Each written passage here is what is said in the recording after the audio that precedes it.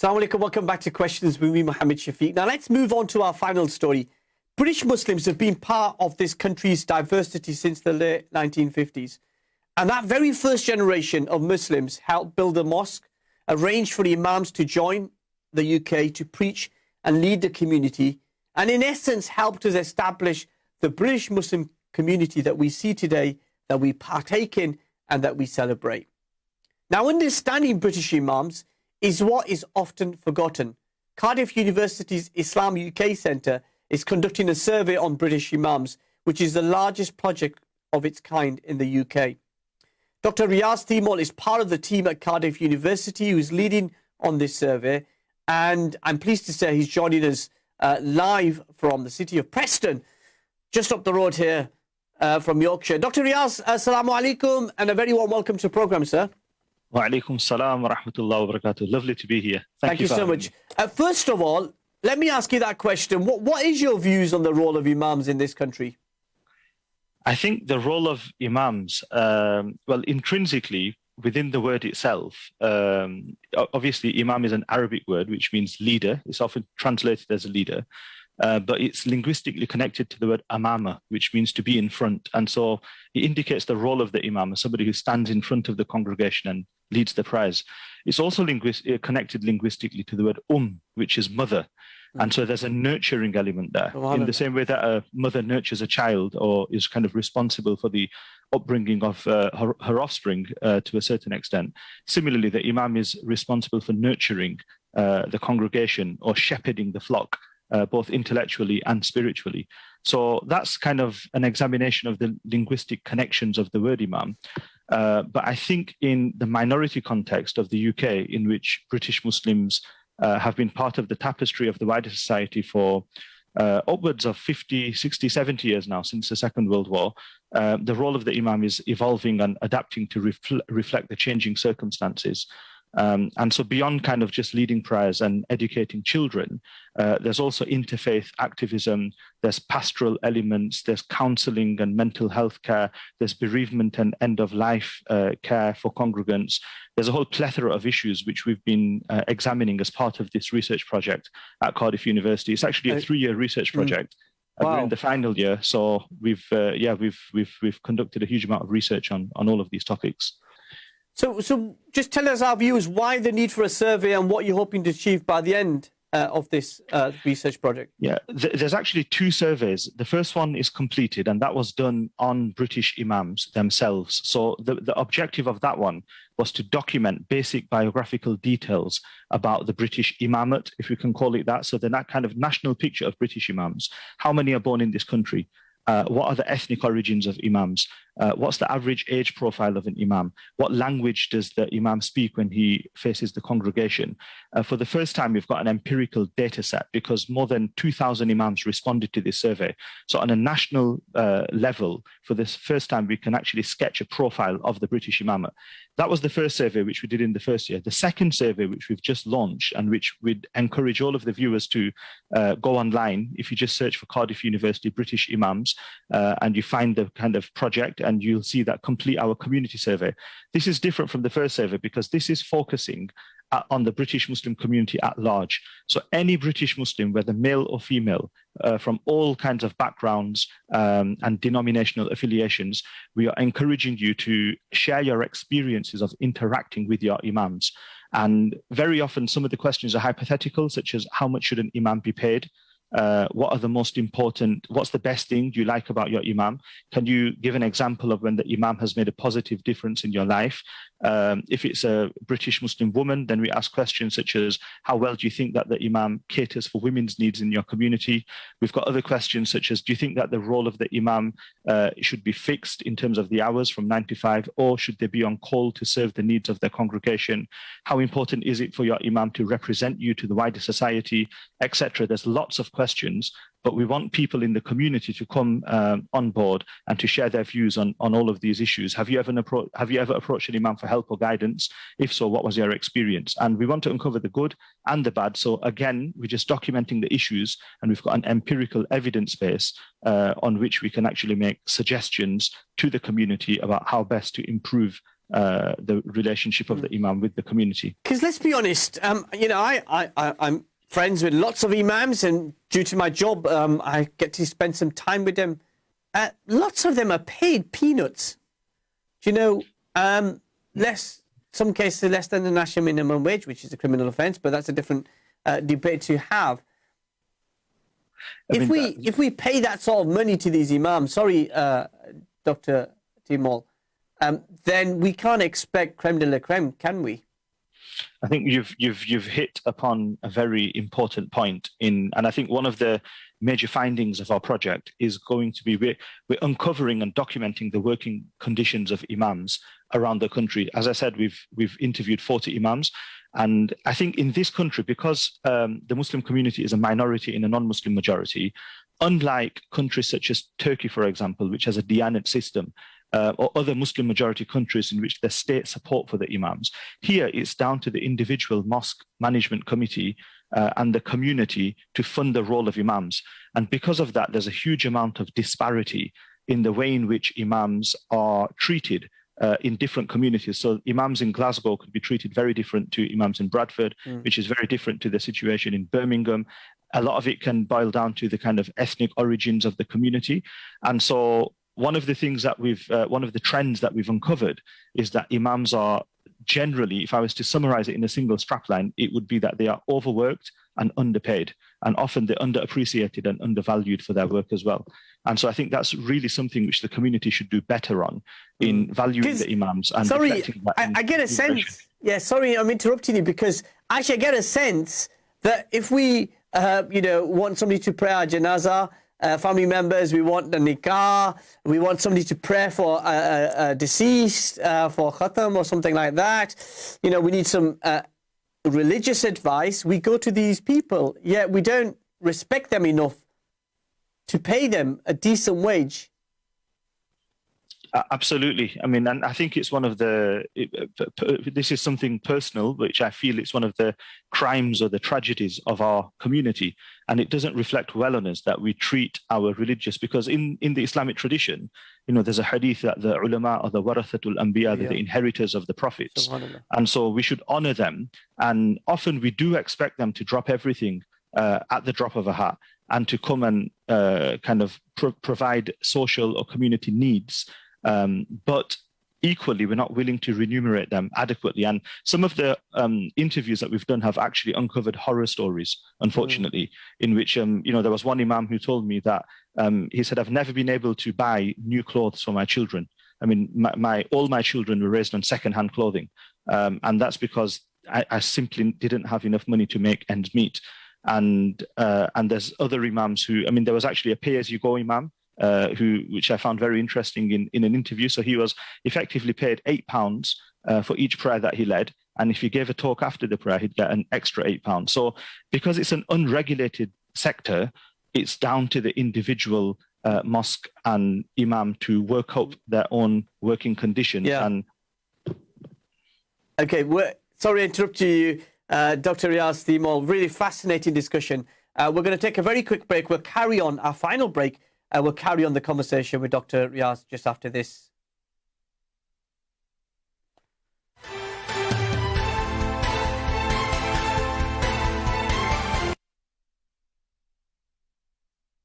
Assalamu alaikum, welcome back to Questions with me, Mohammed Shafiq. My special guest is Dr. Riyaz Timol from Cardiff University, who's doing this project, this 3-year project. I know we're going to open the lines and take some of your calls. I keep saying that every week, and sometimes I don't end up taking calls. So if you want to call us, please do 01924 231 083. What do you, Dr. Timol, what do you make of those imams who don't speak English?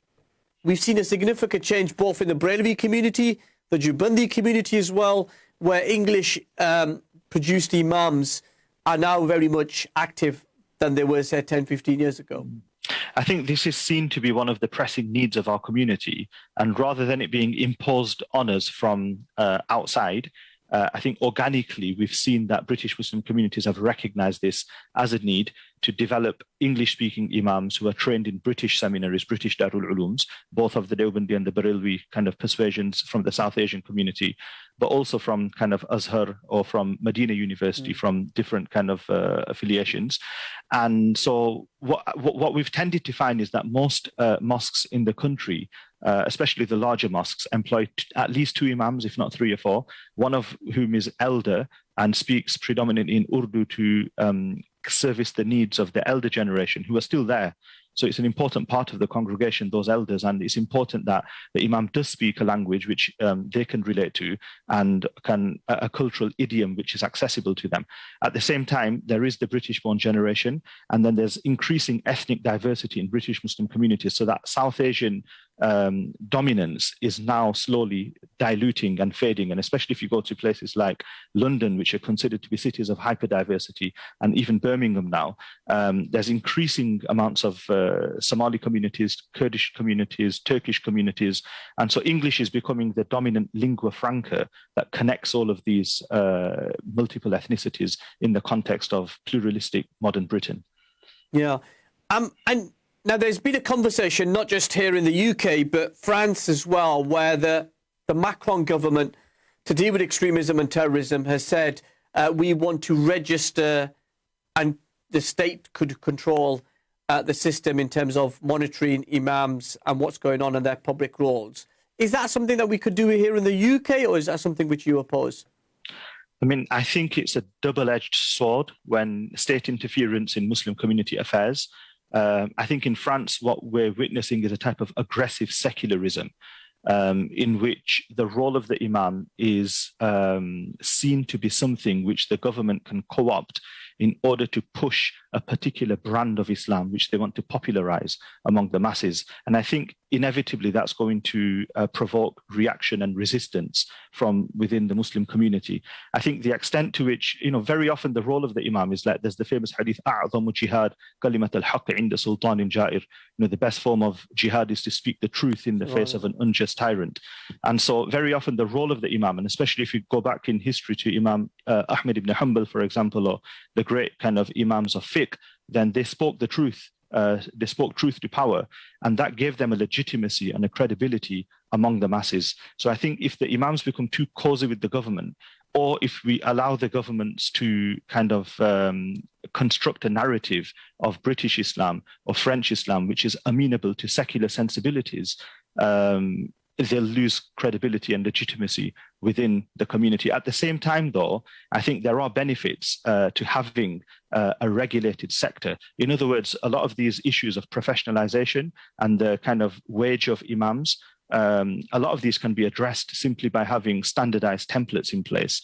And often organizations like the Charity Commission can leverage soft power in communities to try and standardize things and to raise the working conditions of imams. So it's a double-edged sword. I don't think we should dismiss the government out of hand.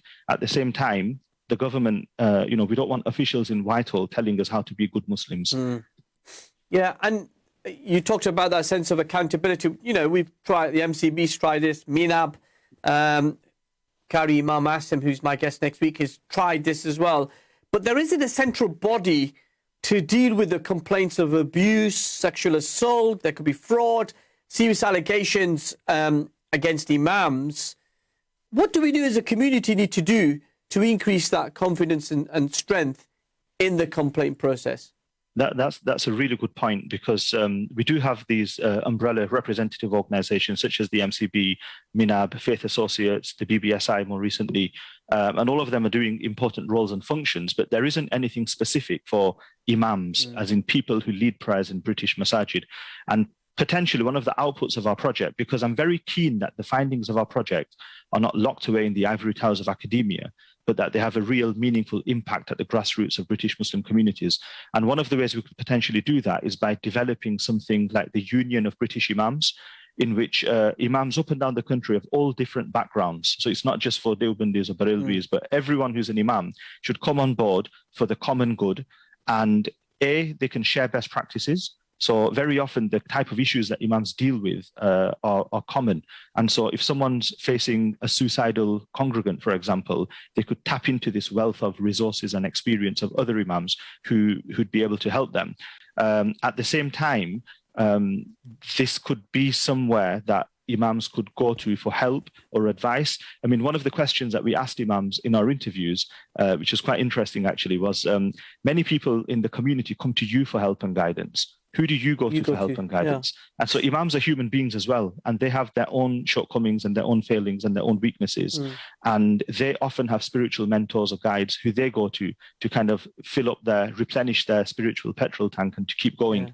And so a kind of union of British imams might be an idea where imams can come together and to brainstorm a lot of the issues that they commonly face. So you said there's another year to go, so people can, watching this, who want to contribute to your survey. How can they find that survey?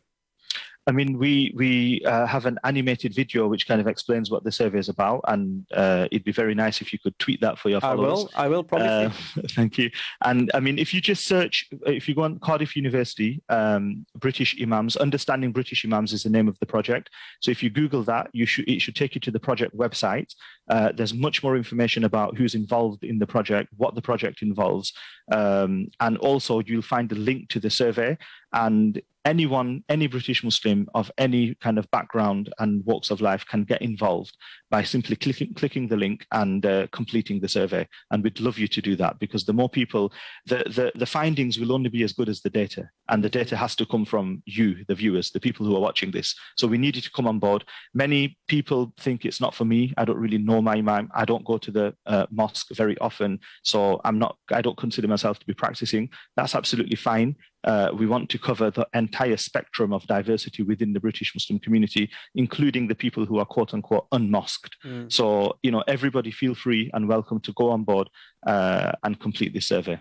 And then this is year 3 of this project. When do we expect to see the data and the report as a result of your survey? This is the third and final element of data capture, this survey which we've got. The 40 interviews have been concluded and completed. All of them have been meticulously transcribed, and we're in the process of analysing them. In doing so, we're kind of identifying patterns in terms of what imams are telling us. And the first survey which we did, we're also in the process of analysing that data. So that survey is closed and that data set is completed. So we were delighted that more than 1,200 British mosques responded to that survey. And because many mosques employ more than one imam, we've got data for more than 2,000 individual imams. So that's the largest data set that's ever been generated on British imams. So those 2 elements of data capture are complete and in the process of analysis. The third one is currently live, which is the survey which I'm inviting everyone to do.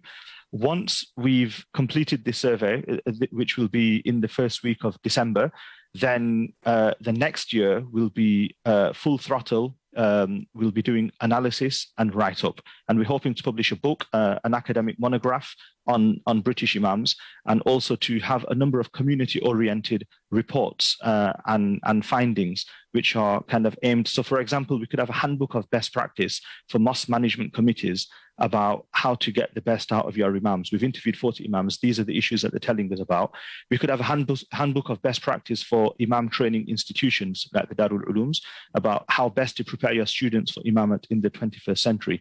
So these are potential community-oriented outputs that we could produce. We could have a report for faith leaders of different communities, such as Christian priests and Jewish rabbis, so they can understand the figure of the British imam better. Because that's something which I think we don't do as a community. We look at the establishment of the Church of England, the Jewish community, the Catholic Church, the way they structure their institutions of faith. There's no harm in trying to find that out and trying to learn some best practice and implement that in the Muslim community. Is that a fair reflection? I think so, absolutely. But I think the fact that Christianity has been part of the historical tapestry of this country for centuries, so inevitably their institutional infrastructures are far better established than Muslim communities, which by and large have been immigrant communities who are still kind of finding our feet to some extent. It's taken as, we're a much younger community, which is why ethnographic research, academic research on the figure of the British Imam. This is the first time it's being done, whereas the figure of the parish priest or the Jewish rabbi has been done in the past. Nevertheless, as part of the Abrahamic family of faiths, we do have this kind of precedence, and we are part of the story. So imams are part of the fabric of religious leadership in this country. Dr. Timol, thank you so much for joining us. We look forward to welcoming you back in a future show when we get the data. Thank you so much there, Dr. Riyaz Timol, for joining us live from Preston. Thank you so much to our guests. Thank you to the team behind the scenes for making it a fantastic show. I'll see you same time next week at 8:30. Take care of yourself and each other. Assalamu alaikum wa rahmatullahi wa barakatuh.